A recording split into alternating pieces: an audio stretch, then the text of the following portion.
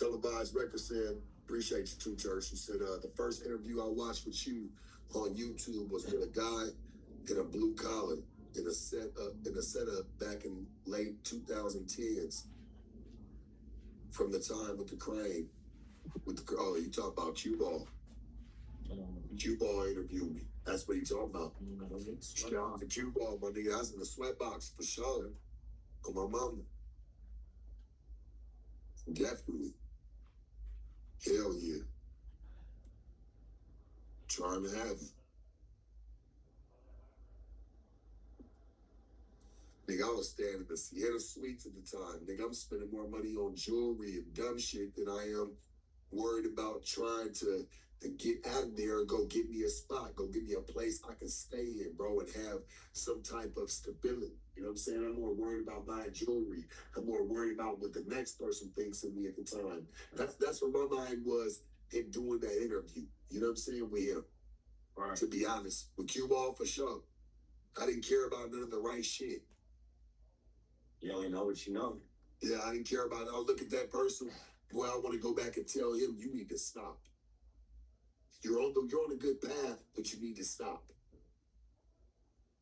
But maybe then again, I wasn't supposed to stop that, and everything happens for a reason. Yeah, for a reason. Yeah, I mean, it's a double-edged sword.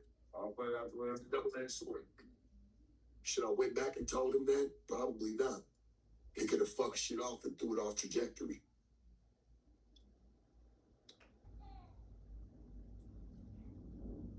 It's Eminem. I appreciate you, baby, for the 20. Said, good morning, still love you. I know you do. You always gonna love me.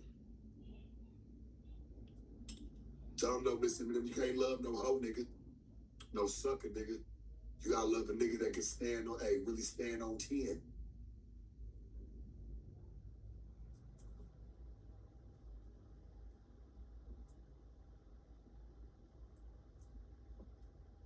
Absolutely. What would you have told yourself 10 years ago? You'll make it. You'll make it. You'll be all right. What flaws would you have corrected yourself on? Flaws? Well, I guess the stuff that was talking about. No, I just blame the issue. That's really good shit. Because you know why you make mistakes like I said, that was the shit that I said I would have fixed. See, when you say something, people always assume the opposite. Yeah, I do assume. That's when people give their attention. Fuck no. I thought you was going somewhere. Get some piss.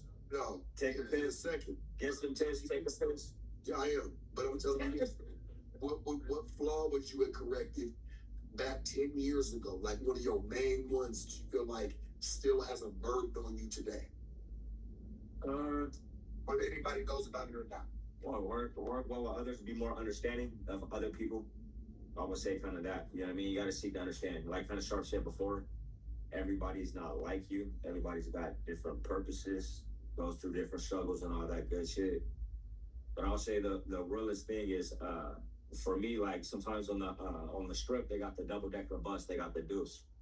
And I'll get on the Deuce and I'll catch the bus. And I saw this single mother and she had this little-ass kid. And I was sitting there.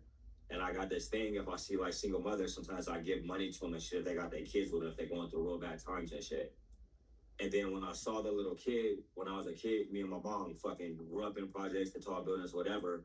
But I saw myself as a little kid and I had the vision, like, how would I think if I was that kid seeing myself today?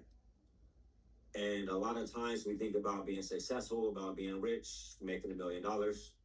But I would say just that's kind of more when I realize it's just kind of how far you've been, you know what I mean? So not exactly the question that Sharp answered, but it kind of led to kind of more what I was talking about, man. About if I could go back to myself when I was 6, I would say you're going to be all right. Because the nigga seen some fucked up shit when I was a kid, you know what I mean? Which led me to not think about the future. Mm-hmm. Yeah, sometimes I go too deep, man. I'll be on some other shit. You know what I mean? It might be too early in the morning for that shit. You know what I mean? You want more shit like that? I'm here on Fridays or tap in, Fortunate Focus. But that's when we talking about opening up the palette, about bringing everybody here, just opening up different conversations, getting everybody different pieces. If I'm going to come outside, I'm going to come outside for something. You know what I mean? But nah, and yeah, that's just the main thing, man. And even just kind of in life, what I say, man, everything in life, even with being a dad and everything I go, trying to be the type of father that I wish I had. So I would say that's my biggest success is what's my kid's story and recollection going to be, you know what I mean? When I'm gone, you know what I'm saying? What's your legacy? What's your last name? I mean, all that good shit, man. So that's why I really mean that, man. When I come back next Friday, I'll be serious on my ass, like, you know what I mean? What you working on? You know what I mean? Find out what you got going on. The questions that I wish somebody asked me when I was a kid. It's all right because without going through those things, we can't help nobody else. So if you went through a fucked up childhood, find a kid that's going through some fucked up shit and speak existence into them. And, you know what I'm saying? Help somebody out, pay that shit forward so that it's for something. Yeah, we try, man. We trying.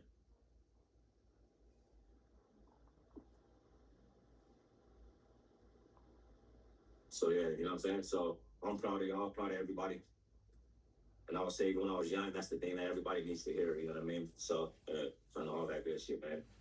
So stay focused, dream, you know what I mean? Believe, but put the fucking hard work in. Put that shit on paper. Don't just talk it. Don't just fucking have it in your head. Draw it and map that shit out and get your ass one step closer, man. And so that's that. That.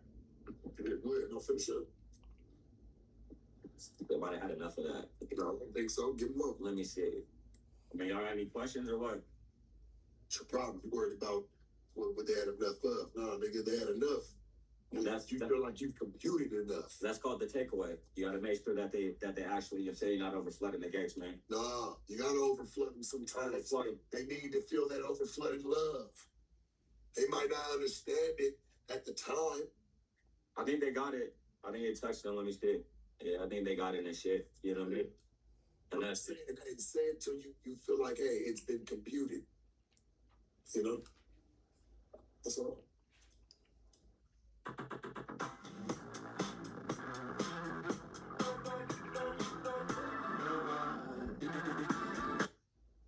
I'm a firm believer in that. Sometimes a person needs to hear something 2, 3 times, 4 times. They might not have got it the first one, the second one. Hell, there's some people might not get it 3 or 4. We've been touching on it a little bit. And even in there's some people might not, well, then touch on it again. This is how I'm going to reinforce it. We've touched on it multiple times. Touch on it again. Different podcasts about what type of energy you have when you step in the room. On it again. Do you control the room? Does the room control you with your energy? We talked about it, about kind of your thoughts, whatever mind state you're in. We talked about taking time to what I call being in the void. The void is just the nothingness. People are just afraid to be themselves. The nothingness. That's the problem. People are just afraid to be themselves. Because you know, like they hear people always question other people's demeanor already. And like, well, fuck, I'm kind of like that, and I like the person that's talking about that person. You're better. They try to change that. No, man, be yourself even more. Be better, man. You're supposed to be not like sometimes. Yeah, be amazing. And you got your own version of amazingness. You know what I mean? You just got to take a chance to believe in it. And then we'll go reconnect so we can keep going. Multiple times, y'all gonna hear this throughout. Be around people that believe in you and see a greater version of yourself. Stop being around all the fucking daters, all them fucking doubters, doubt haters. You was the one that told me a Sammy years ago. Yes. Hold on. No, Wayne was the one that taught me a long time ago. Because it was funny the way you put it. Sometimes you gotta put it in a fun way for somebody to understand, or a funny way. Mm-hmm. You were just like, bruh. Niggas got stopped being sevens. Like, what you mean? Niggas, it's back in like 2000, maybe 9, maybe we're in 2026 for the interview. Like, for real, bro. Like, you said, I was like, nigga, what you mean? He was like, hey, man, I always keep it with me and incorporate it. I was like, bro, go with the flow. Don't be a salmon. Salmon always try to swim upstream. For no reason. For no reason. Have you ever said somebody, hey, that's for real, bro? Yeah. Like, I just want you to know, like, don't ever think nobody never listened even years ago, like, just something that you may have said that resonated. Because shit, 80% of it could have been bullshit. But that 20%, I cherish. I'll pass it over to you. I got you. You good? We just over here talking. Yeah, y'all big stop the game. I forgot to I'm just saying, like, that's real shit. No, like, it is. You can't go against the grains. I was like, man, just go with the flow. That shit win, man, don't win. And I'll give you this to connect. Even when I learned when I was young, It's you gotta be a Indian before you can be a chief. You gotta be a good follower before you can be a good leader. Now you ain't ever followed a good leader or even been a good follower to know what a good follower looks like. Ain't ever been a part of nothing big. Wait, that ain't the fucking truth. To build. That ain't the fucking truth. No, I like the way you twisted it all up, though. You like, boy, you can't even be an Indian. Hey, man, you can't be a follower. You can't be a leader if you're not a fucking Indian first, my nigga. And then, being even a good follower, you gotta know. You gotta be the best. You gotta be the best. You gotta be the best follower first to know what a good follower is supposed to fucking look like. Be up under someone that got it. But I got what you said, though. Like, real shit. Hell yeah. Mm-hmm. It is, man. Boy. And that's it. You know what I mean? That's when you got to know when to go with the flow. Be around people that believe in you. Be around people that are better versions of you. You know what I mean? Don't be around people that's going backwards and shit. Know who the people you want to be like. Like I can tell my daughter, you gonna see shit between even that I do. Know what you want to be like. Know what you don't want to be like. Be able to pick it and put your fucking self together and create your masterpiece and keep building. And I say this is my favorite part about the conversations is the ability to be able to have real conversations with people and maybe have a purpose. Because like you said, you never know what a little piece of drop going to spark somebody. Maybe somebody gonna buy a notebook and start fucking writing some of their goals down. Maybe they gonna start talking about it and start being about it. Put that shit on paper. Come on, Chad, let's get some likes. Hit that like, comment, subscribe. So I'll give y'all another one. Biggest month I ever had, at least last year in sales, was about a $35,000-$40,000 paycheck. It's a paycheck for a month. But the thing about that is this: I swear for fucking life. So I was reading a book. It's on how the thing about manifestation, chemicals in your body, all this type of shit puts you in flow state, whatever it can go pretty deep. Right. But when I started doing the wake up in the morning, go over what I'm grateful about, so I'm in a good mood during the day. Write down my goals, write that paycheck to myself, and I still got the paycheck at home that I wrote to my fucking self on one side, how much it was gonna be, and then on the back side, I wrote all the reasons I deserve it. So what people call arrogance comes from the fucking hard work that I put in, and I say that it ain't arrogance. It's because I can write a list of shit about fucking work that I put in, and tell people you wasn't really shooting in the gym, nigga. You don't shoot like I shoot. Prove it, nigga. We gonna shoot more. So it's the difference between arrogance and really putting the work in. I used to say that. Shooting something, motherfucking shit. Yeah, nigga. Ooh, I used to say that all the time. It's like, man, come on, dog. You gotta get in the gym. I used to love shooting triple doubles. It was fun. Yeah. And I think, you know what? One day, I will again. Yeah, we're doing it. I'm shooting them down, but putting up shots right now. Like one day it'll really be there where I'm shooting triple doubles for real in their face again. Mm-hmm. Mm-hmm. Maybe I'll just make sure. Can you see it? Can you see it? Everything starts with a thought, right? Movies, voiceovers, that's raspy ass voices. I want to take this raspy ass voice to Disney. Go do a fucking, I don't know, a fucking Oscar the Grouch, a new one, new version, something. I'm gonna go do something, man. I'm gonna do some shit, man. It's on its way. Say the last time you heard this voice, hey, in this setting. That's all I'm gonna tell you.